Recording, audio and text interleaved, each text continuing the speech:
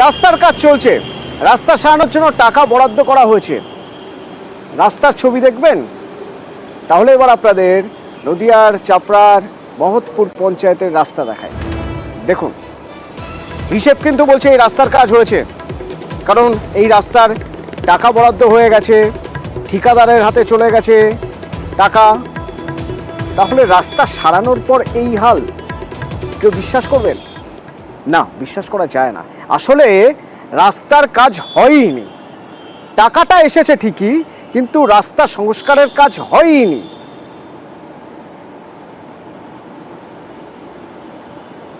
প্রতিনিধি সমীর আমার সঙ্গে সরাসরি রয়েছে। সমীর, টাকা বরাদ্দ হয়ে গেছে, উপর থেকে অর্ডার চলে এসেছে, ঠিকাদারকে বরাদ্দ দেওয়া হয়ে গেছে, তারপরেও রাস্তার এই হাল কেন?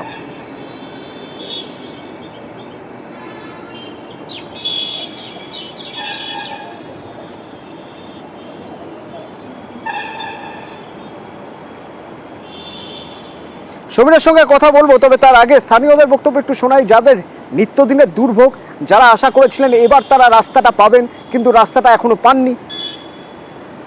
তো আমাদের জামডাঙ্গা গড়িমারিতে 5টা রাস্তা মেরামতের জন্য নির্দিষ্ট হয় এবং আনুমানিক 5 লক্ষ টাকা মতন এতে বরাদ ছিল, কিন্তু কোনো কাজ হয়নি। রাস্তা যেমন তেমনই পড়ে আছে।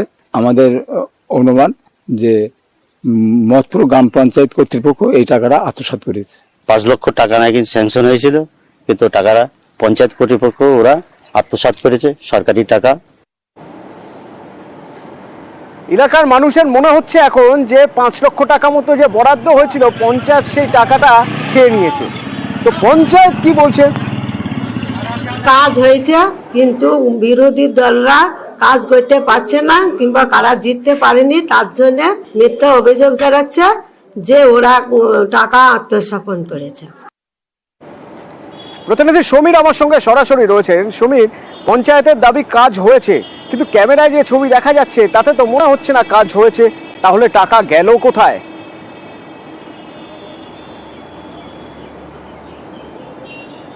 একদমই তাই অতনু। দেখো, আমরা যখন সেখানে যাই দেখি একটিও কাজ হয়নি, এবং স্থানীয়দের অভিযোগও কিন্তু একইভাবে যে কোনো কাজ হয়নি, এবং তারা জানতেন যে ওই রাস্তার জন্য কোনো কাজ হয়েছে। কিন্তু যারা যখন জানতে পারেন যে পঞ্চায়েত ওই রাস্তায় প্রায় 5টি রাস্তা মেরামত করার জন্য প্রায় 5 লক্ষ টাকা বরাদ্দ করেছে, এবং ইতিমধ্যে সেই টাকা ঠিকাদার সংস্থাকে পেমেন্ট করা হয়ে গিয়েছে, এইটা জানার পরে তারা কিন্তু পঞ্চায়েত থেকে তথ্য সংগ্রহ করেন, এবং সেখানে যখন তারা পেমেন্ট ভাউচার দেখেন, সেখানে দেখা যায় যে 5টা রাস্তার জন্য প্রায় 5 লক্ষ টাকা বরাদ্দ করে ঠিকাদারকে পেমেন্ট করা হয়ে গিয়েছে।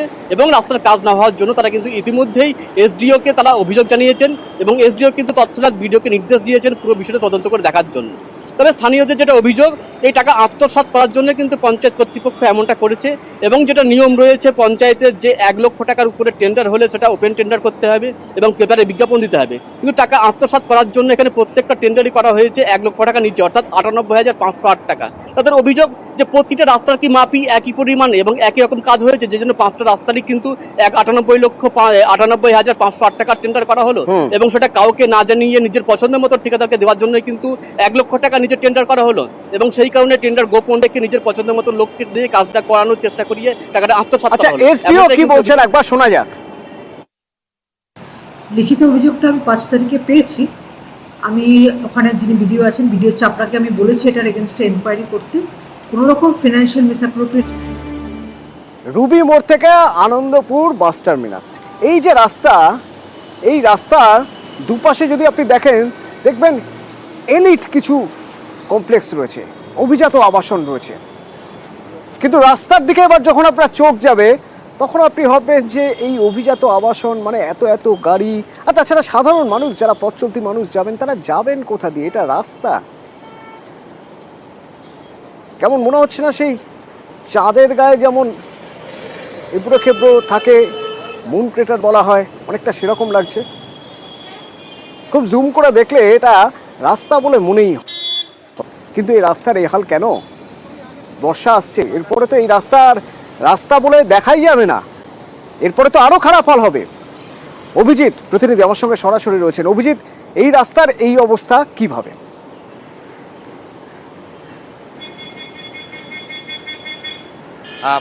অতনু, যেটা বলার বিষয় যে একদম ইএম বাইপাস রুবির মোড় অত্যন্ত জনপ্রিয় একটি জায়গা, পাশে রুবি হাসপাতাল, একদিকে রুবি ইন্ডাস্ট্রিয়াল এস্টেট এবং অন্যদিকে বিভিন্ন অভিজাত আবাসন, আর মাঝখান দিয়ে এই আনন্দপুর মেন রোড।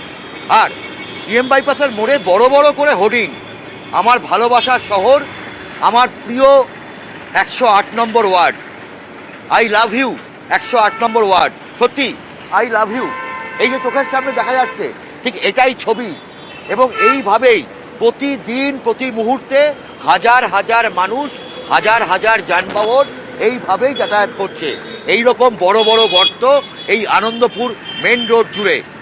আর একটু জল জমলে এলাকার মানুষ ভয়ে আতঙ্কে দিন গুজরান করছে, এবং আশপাশের যে দোকানদাররা তারাও প্রত্যেক দিন ভয় পাচ্ছেন যে কোনো দিন জল জমলে এই গর্ত আর দেখা যাবে না, এবং তখন বাইক, সাইকেল, রিক্সা, এমনকি গাড়ি যে কোনো কিছু উল্টে পড়ে যাওয়ার সম্ভাবনা, বড় সড়ো দুর্ঘটনা ঘটতে পারে। এবং মাঝে মধ্যেই এই দুর্ঘটনা ঘটে। এবং প্রায় 3 মাস ধরে এইভাবেই রাস্তা খারাপ রয়েছে এবং এইভাবেই মানুষ চলাচল করছে। তাদের বক্তব্য যে কি হবে, কোথায় বলবো, কাকে বলবো, বলে কি লাভ। রাস্তা এরকমভাবেই দিনের পর দিন ধরে খারাপ হয়ে থাকছে এবং তার মাঝখানে ঠিক এইভাবেই যাতায়াত করতে হচ্ছে মানুষকে। এই ছবিটা দেখাই, খাস শহর কলকাতার গুরুত্বপূর্ণ রাস্তা, অভিজিৎ, একদম গুরুত্বপূর্ণ রাস্তা, রুবির মোড় বাইপাসের অত্যন্ত গুরুত্বপূর্ণ এই রাস্তা, সেই রাস্তার যদি এই হাল হয় তাহলে এ তো খুব একটা ভালো দৃষ্টান্ত নয়। কাজ হচ্ছে, রাস্তার তো কাজ হচ্ছে না, অসুবিধা হচ্ছে কিন্তু রাস্তায় কাজ চলছে। তো কাজ কোথায় চলছে? এখানে তো কোনো কাজ এখন কাজ হচ্ছে না, চলছিল কাজ, এখন বন্ধ আছে কাজ। আমাদের তো খুবই অসুবিধা হচ্ছে, কেননা প্রত্যেক দিন এই সাইকেল নিয়ে যাওয়া, কখনো জল হয়ে থাকলে পড়েও যেতে হয়, এরকম সমস্যা তো হচ্ছে। তারপরে ট্রাফিক জ্যামের জন্য অনেক সময় ওই দিক দিয়ে যে যেতে যাব তাও যেতে পারি না, তো দাঁড়িয়েও থাকতে হয়। গর্তগুলো কতদিন? অনেকদিন ধরে? অনেক দিন থেকে, প্রায় 2 মাসের উপরে হয়ে গেছে। তোমরা কোনো সারাই করা হচ্ছে না? না, না, এই রাস্তাটা কেএমডির রাস্তা এবং এই রাস্তা দিয়ে সিএসসির সমস্ত ইউটিলিটি সার্ভিসগুলো গেছে এবং কয়েকদিন আগে ওখানে সিএসসি ফল্ট হওয়ার জন্য কেটেছিল রাস্তাটা। আমরা কেএমডিকে বলেছি, ওখানকার ফুটপাথ, রেলিং ফেলিং আমরা সব করে দিয়েছি। কেএমডিকে বলা আছে, কেএমডি দেখছে কবে 6 মাস ধরে নয়, এটা এই 2 সপ্তাহ 3 সপ্তাহ আগে এটাকে খারাপ হয়েছে এবং ওটা সিএসসি কাটার জন্যই হয়েছে এবং সেটা সঙ্গে সঙ্গে কেএমডিকে জানানো হয়েছিল, কেএমডি নিশ্চয়ই ব্যবস্থা নেবে। পড়া বন্ধ মাওবাদী নেতার, সুযোগ পেয়েছিলেন তাও পড়া বন্ধ হয়ে গেল। অর্ণব দাম, মাওবাদী নেতা অর্ণব দাম জেলে বসে পড়েই পিএইচডি, ইতিহাসে পিএইচডি প্রবেশিকা পরীক্ষা ক্লিয়ার করেছিলেন, প্রথম করেছিলেন।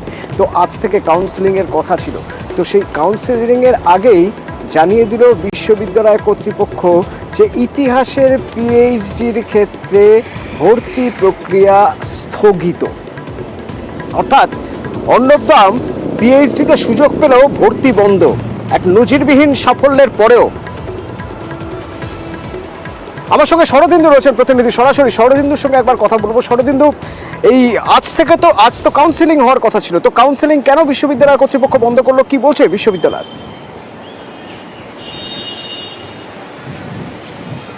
দেখো, আজ থেকেই কাউন্সেলিং হওয়ার কথা ছিল ইতিহাসের পিএইচডির এবং গতকাল একটা নোটিফিকেশন জারি হলো এবং তাতে বলে দেওয়া হলো যে অনিবার্য কারণবশত এই কাউন্সেলিং আপাতত অনির্দিষ্টকালের জন্য স্থগিত রাখা হচ্ছে। এখানেই প্রশ্ন হচ্ছে যে অর্ণব দামের ভর্তি প্রক্রিয়া আটকাতেই কি এই সিদ্ধান্ত নিতে হলো বিশ্ববিদ্যালয় কর্তৃপক্ষকে? কারণ অর্ণব দাম বিশ্ববিদ্যালয়ের ইতিহাসের পিএইচডির যে প্রবেশিকা পরীক্ষায় তাতে প্রথম স্থান অর্জন করেছিল, স্বাভাবিকভাবেই তার ভর্তি আজকে নিশ্চিত হয়ে যেতে পারত। কিন্তু বর্ধমান বিশ্ববিদ্যালয় কর্তৃপক্ষ এর আগে যেটা জানিয়েছিল, সেখানে তারা বলছিল যে অর্ণব দাম প্রাক্তন মাওবাদী নেতা, এটা তাদের জানা ছিল না, সংবাদ মাধ্যমে তারা জেনেছেন। স্বাভাবিকভাবেই তারা রাজ্য সরকারের কাছে জানতে চাইছে যে রাজ্য সরকার তার এই পিএইচডি করার অনুমোদন দিচ্ছে কিনা। তাছাড়া এই বিষয়টি বিশ্ববিদ্যালয়ের নিরাপত্তার ক্ষেত্রেও যথেষ্ট উল্লেখযোগ্য বিষয়, সে কারণেই তারা কারা দপ্তর এখানে একটা বিষয় আমার মাথায় আসছে না। একটা বিষয় এখানে একটু স্পষ্ট হওয়া দরকার, এই যে অনুমতি দেওয়ার কথা বলছে, পারমিশন লেটার, এই পারমিশন লেটার পরীক্ষা দেওয়ার সময় যখন প্রবেশিকা পরীক্ষা দিয়েছিলেন অর্ণব দাম, সেই সময় এই লেটার চাওয়া হয়নি, সে সময় লেটারের প্রয়োজনীয়তা ছিল না। আজ ভর্তির সময় অনুমতি বা পারমিশন লেটার প্রয়োজন হয়ে পড়লো কিভাবে? দেখো, বিশ্ববিদ্যালয় কর্তৃপক্ষ কিন্তু প্রথম থেকেই জানতো অর্ণব দান কোন ধরনের ছাত্র, কারণ তিনি জেলে বসেই তিনি স্নাতক হয়েছেন, জেলে বসেই মাস্টার ডিগ্রি করেছেন, জেলে বসে সেট পরীক্ষা পাস করেছেন, এবং বর্ধমান বিশ্ববিদ্যালয়ের ইতিহাসের পিএইচডির যখন আবেদন করা হয় হুগলি জেল কর্তৃপক্ষ মারফত তিনি সেই প্রবেশিকা পরীক্ষা দিতে এসেছিলেন, এবং সেই যেদিন প্রবেশিকা পরীক্ষা দেন বর্ধমান বিশ্ববিদ্যালয়ের গোলাপবাগ ক্যাম্পাসের হিউম্যানিটিস বিল্ডিংয়ের নিচের তলায় ফার্স্ট ফ্লোরে বা বলা যায় গ্রাউন্ড ফ্লোরে যে ইতিহাস বিভাগ, সেখানে বিশেষ নিরাপত্তার সঙ্গেই কিন্তু তিনি এই ইন্টারভিউ দিয়েছিলেন। স্বাভাবিকভাবেই বিশ্ববিদ্যালয় কর্তৃপক্ষ তার পুরনো ইতিহাস সম্পর্কে অবগত ছিল। স্বাভাবিকভাবেই প্রশ্ন উঠছে, জেল কর্তৃপক্ষ যে বন্দির নামের জন্য আবেদন করছে, তখনই বিশ্ববিদ্যালয় কর্তৃপক্ষ এ ব্যাপারে নিশ্চিত হলো না কেন যে সেই ছাত্র পরবর্তী সময়ে পড়াশোনা করতে পারবে কিনা? এখন বিশ্ববিদ্যালয় কর্তৃপক্ষ বলছে 6 মাসের একটা বিশেষ ক্লাস তাকে করতে হবে। সে কিভাবে করবে সেই বিষয়টিতেই নিশ্চিত হতে চাইছে বিশ্ববিদ্যালয় কর্তৃপক্ষ। স্বাভাবিকভাবেই প্রশ্ন উঠছে যে এই নিশ্চয়তা আগে জোগাড় করলো না কেন বর্ধমান বিশ্ববিদ্যালয়? অনেকেই বলছেন বিশ্ববিদ্যালয় একটি স্বশাসিত সংস্থা, তার একজনের উচ্চ শিক্ষার প্রশ্নে তাকে আরো উদার হওয়া প্রয়োজন ছিল। অতনু, ঠিক তাই শরদিন্দু। এবং আমরা যখন মানবাধিকার সংগঠনের সঙ্গে কথা বলছি, মানবাধিকার কর্মী রঞ্জিত সুর, তার সঙ্গে যখন আমরা যোগাযোগ করলাম, তখন তিনিও একই প্রশ্ন করছেন যে এটা কিভাবে সম্ভব যে বিশ্ববিদ্যালয় আগে থেকে জানতো না, বিশ্ববিদ্যালয় এখন যেটা করছে সেটা ঠিক নয়, সেটা মানবাধিকার লঙ্ঘন হচ্ছে। যখন খবরটা প্রকাশ্যে আসে যে অর্ণব ফার্স্ট হয়েছে এবং তার একটা রাজনৈতিক অতীত আছে, এবং উপাচার্য প্রকাশ্যে সংবাদ মাধ্যমে এসব অন্যায় রকম প্রশ্ন তুলছেন যে ও মাওবাদী, এটা আমরা জানতাম না, এরা তথ্য জানানো হয়নি, সমস্ত অসত্য কথা। সমস্ত তথ্য আগে থেকেই জেল কর্তৃপক্ষ জানিয়েছিল, এবং আমরা এই ব্যাপারে একেবারে নিশ্চিত যে এটা অর্ণবকে আটকানোর জন্যই এই ধরনের পদক্ষেপ করা হচ্ছে। উপাচার্য উনি শিক্ষিত মানুষ, উনি তো সংবিধানটা জানেন, এবং সে জেল থেকে বিএ পাস করেছে, এমএ পাস করেছে, সেট পাস করেছে, সেগুলো যদি সরকারের অনুমোদন না থাকলে এটা হতো। অর্ণব দাম জেলে থাকা অবস্থাতেই তিনি পড়ে এমএ করেছেন, জেলে থাকা অবস্থাতেই তিনি পরীক্ষা দিয়েছেন, পিএইচডির প্রবেশিকা পরীক্ষায় প্রথম হয়েছিলেন অর্ণব দাম। একরকম নজিরবিহীন সাফল্য বলা যেতে পারে। আর তার এই কাউন্সেলিংয়ের আগে ভর্তি বন্ধের যে বিজ্ঞপ্তি, তাতেই এখন প্রশ্নে বর্ধমান বিশ্ববিদ্যালয়।